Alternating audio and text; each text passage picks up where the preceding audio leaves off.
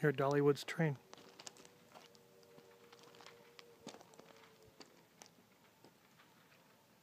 Blowing right down there.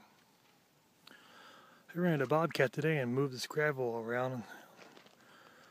The second load that I had hauled in for him, they spread it everywhere. I didn't mess with mine a whole lot, except for he brought a big pile of wood in here and did some circles around the gravel. Dug down about 6 inches or so. Yeah, about 6 inches down my rock. I spent all day fixing.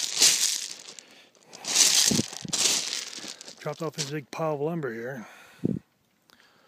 So I guess they're going to start putting it on the house tomorrow. That'd be nice. Get rid of all that rattly plastic finally. They sure dug a trench down through here, though. I guess is where they pushed that lumber down. I don't know.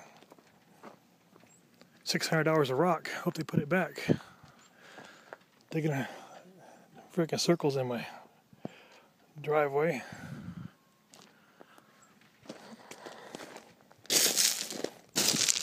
This is all blended in nice. This is the access area here where I'll be bringing in the equipment. The trucks, permanent parking.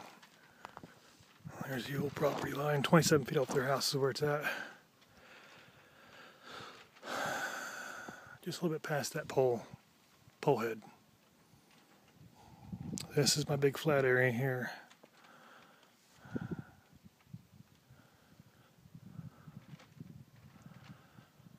This is where we're building the club. I straightened the road out so drunk people don't run off the cliff here. So I did all this, reshaped all this, straightened the main road out. I gotta pave it still. Gotta cut down this monster oak tree. It's too heavy. It's too burned up to stay where it is. It's just unstable. Clear off some more trees over here that are burnt. And then start building. This is all mine. This be where the club is.